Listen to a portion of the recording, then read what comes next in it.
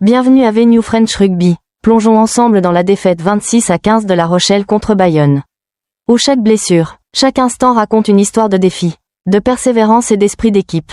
Le week-end dernier au Pays Basque, La Rochelle a perdu 26-15 contre Aviron Bayonnais.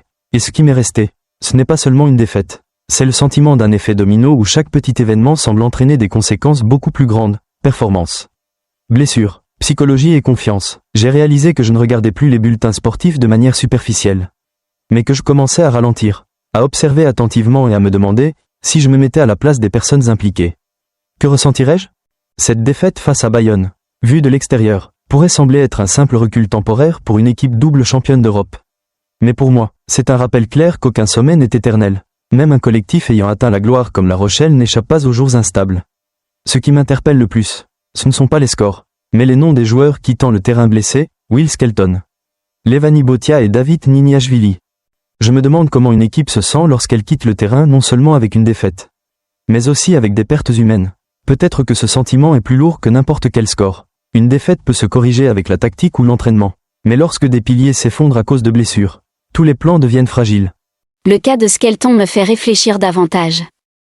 Un joueur considéré comme un géant sur le terrain, tant par sa présence physique que par son influence, se retrouve face à la possibilité de terminer la saison prématurément à cause d'une blessure au tendon d'Achille. J'ai pris conscience de la fragilité du corps humain, même chez des sportifs professionnels. Ils peuvent sembler invincibles, mais un instant, une mauvaise réception, et tout peut changer. Cela me rappelle ma propre vie, certaines choses que je pensais stables et sûres peuvent se briser si je suis négligent. Quant à Botia, une blessure au mollet peut sembler moins dramatique que celle de Skelton, mais elle représente tout de même une pièce essentielle manquante. J'ai commencé à réfléchir au fonctionnement d'un collectif. Une équipe ne dépend pas d'un seul individu, mais de la connexion entre de nombreux maillons. Lorsqu'un maillon faiblit ou se brise, tout le système doit s'adapter. Cela ressemble beaucoup à la vie ou au travail. Lorsqu'un facteur change, je ne peux pas continuer comme avant, il faut s'adapter. Le cas de Niniashvili apporte une autre émotion, un mélange d'inquiétude et d'espoir. Au début, le voir quitter le terrain souffrant laisse craindre le pire. Mais les premiers examens ont donné des signaux positifs, pas de lésions ligamentaires.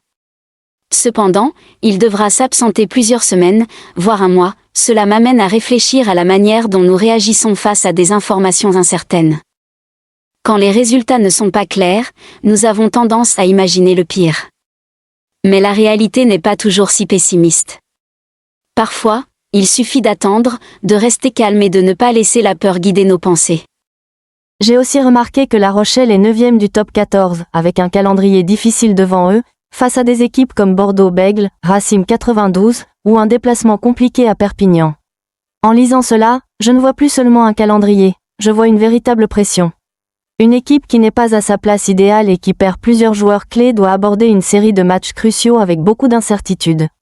Cela me rappelle les périodes difficiles de ma propre vie. Il y a des moments où tout semble s'opposer à moi, travail compliqué, santé fragile, moral bas. Et c'est dans ces moments-là que je comprends que le courage ne se mesure pas dans les moments faciles, mais dans la manière d'affronter l'adversité. Je me demande, qu'est-ce qui déterminera la manière dont La Rochelle traversera cette période ? La tactique ? La profondeur de l'effectif ? L'esprit d'équipe ? Probablement tout cela, mais si je devais choisir un facteur clé, ce serait l'esprit.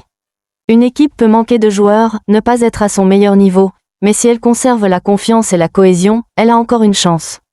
Du point de vue d'un supporter, je remarque aussi que nous avons tendance à ne soutenir une équipe que lorsqu'elle gagne. Mais ces moments sont ceux qui mettent vraiment à l'épreuve la fidélité des fans. Restons-nous patients et confiants lorsque l'équipe traverse des difficultés, ou allons-nous tourner le dos, critiquer et chercher un autre favori ? Je pense que la loyauté, ce n'est pas encourager une équipe lorsqu'elle est forte, mais rester à ses côtés lorsqu'elle est faible. Cela vaut non seulement dans le sport, mais aussi dans les relations humaines. Lorsque tout va bien, tout le monde peut rester. Mais lorsque les difficultés surgissent, seules les personnes réellement concernées ne s'en vont pas. Pour moi, cette histoire m'apprend une leçon très claire, je dois apprendre à accepter les périodes imparfaites.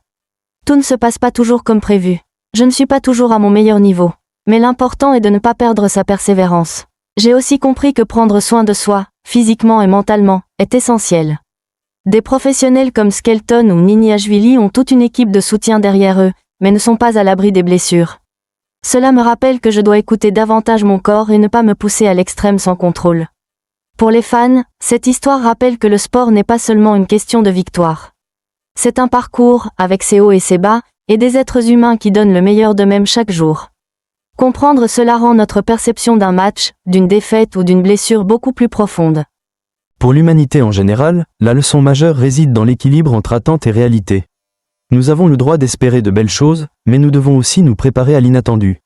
Et quand l'inattendu survient, au lieu de paniquer ou de devenir pessimiste, nous pouvons choisir de faire face avec calme, comme La Rochelle doit le faire aujourd'hui. En concluant mes réflexions, je réalise que cette histoire ne parle pas seulement d'un match de rugby ou d'une équipe lointaine en France. Elle reflète de nombreuses réalités de la vie, fragilité, pression, espoir et capacité à se relever après les difficultés.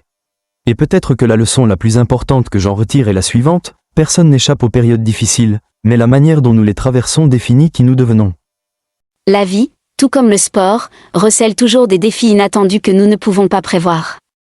Il y a des moments où tout semble stable, où chaque plan et effort paraît certain, mais un petit changement, un événement, un instant peut tout bouleverser. L'échec ou la perte ne constitue pas une fin, mais une occasion de réfléchir, d'ajuster et d'apprendre.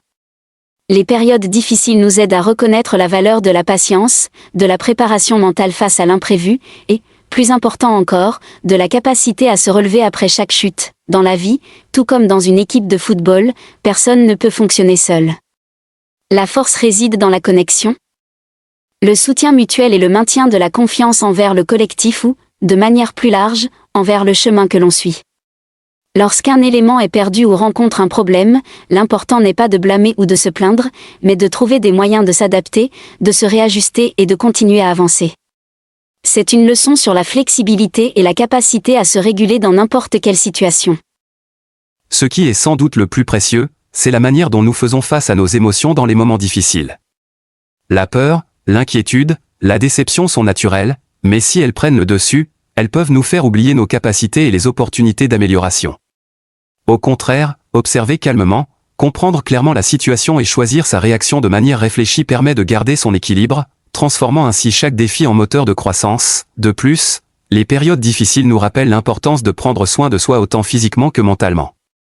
Nous ne pouvons pas toujours être forts si nous ignorons les signaux d'alerte de notre corps ou de notre esprit. Savoir s'arrêter, écouter et se prendre en charge n'est pas un signe de faiblesse, mais une préparation aux longues routes à venir. Enfin, chaque défi est une opportunité de se recentrer, de mieux comprendre sa foi, sa persévérance et sa loyauté non seulement envers les autres, mais aussi envers soi-même. Nous ne pouvons pas éviter les échecs ou les jours instables, mais la manière dont nous les traversons définit qui nous sommes réellement. Apprendre à rester debout, à s'adapter et à garder la foi, voilà la leçon précieuse que chaque période difficile nous offre, nous rendant plus forts et plus profonds à chaque pas. Merci de suivre Venue French Rugby. Abonnez-vous pour explorer avec moi les hauts et les bas. Les blessures et l'esprit de La Rochelle après la défaite contre Bayonne.